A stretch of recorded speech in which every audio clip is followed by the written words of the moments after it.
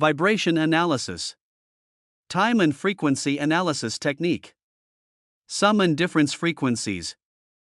Another type of amplitude modulation occurs when one component is eccentric. A frequency of 100 Hz with a sum and difference frequency of 4 Hz is presented for analysis. The 100 Hz carrier frequency is contained in Figure 31.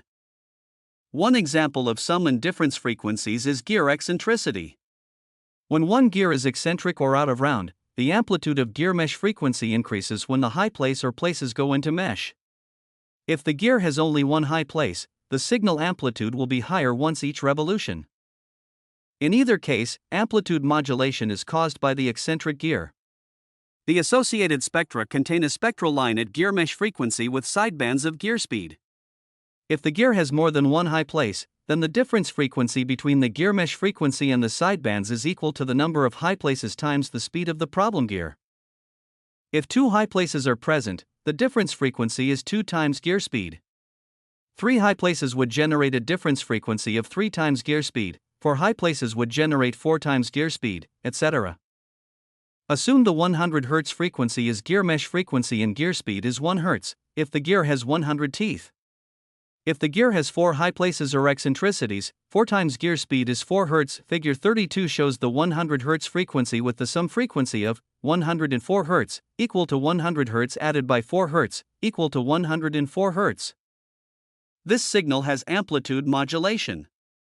The carrier frequency is the gear mesh frequency of 100 Hz. The modulator or cause of the problem is the 4 Hz frequency of 4 times gear speed. The envelope frequency is 4 Hz and is noted in Figure 32 as 250 milliseconds. 100 cycles of gear mesh frequency occur each revolution of the gear. The modulation occurs at 25 cycles of gear mesh frequency or 4 times per revolution of the gear. The modulation is 10%. Figure 33 contains the time period for one revolution of the gear. For modulations can be observed as below equation: T equal to 1 divided by 1 Hz, equal to 1 second, equal to 1000 millisecond. If the eccentric gear has not caused looseness, sidebands will occur at gear mesh frequency plus gear speed or multiples of gear speed. In other words, the sidebands will be on the high side of gear mesh frequency. The frequencies add, in this case, because the phase relationship between the carrier and the modulator is constant. As stated earlier, the machine is behaving in a linear manner. Figure 34 contains the 4 Hz as a difference frequency of 96.0 Hz calculated by 100 Hz minus by 4 Hz equal to 96.0 Hz. The time signal appears similar to Figure 32. When a gear or geared shaft system is loose, the looseness causes the modulator to subtract from the carrier because the two frequencies are out of phase. When the two frequencies are in phase, they add. Looseness causes an out-of-phase condition. Eccentricity is an in-phase condition. Figure 35 contains both the sum and difference frequencies. The beat is now more pronounced and the modulation is 20%, calculated by 0.6 minus by 0.4, divided by 0.6 added by 0.4, equal to 0.2 divided by 1.0, equal to 20%. This occurs when both the 96.0 Hz and 104.0 Hz sidebands are in phase.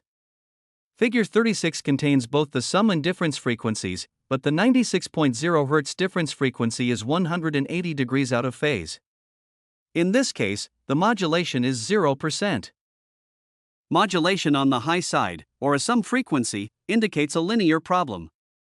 Low side modulation, or a difference frequency, indicates a nonlinear problem. Therefore, because of the nonlinearity, the phase of the difference frequency will be changing. However, the sum frequency will maintain its phase relationship. If gear eccentricity has caused looseness, nonlinearity, associated with the problem gear, sidebands can occur on both sides of gear mesh frequency. If looseness is the more severe problem, the amplitudes of the sidebands will be higher on the low side of gear mesh frequency. If eccentricity is the more severe problem, the amplitudes of the sidebands will be higher on the high side of gear mesh frequency.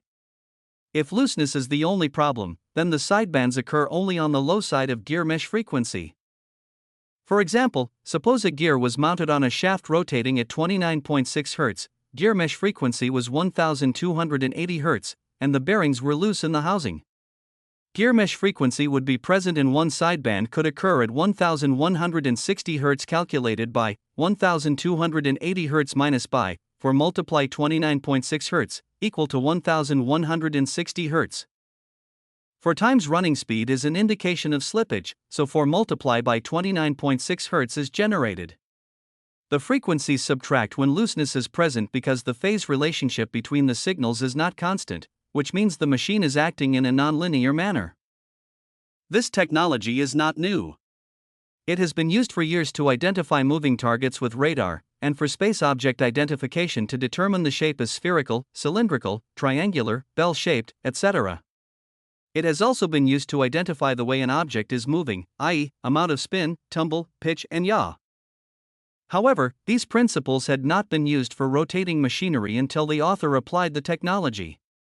The principles described for gear mesh frequency apply to other generated frequencies such as blade or vane pass frequencies, bearing frequencies, frequencies from multiple defects, and frequencies from bars or corrugations on press rolls. Thank you.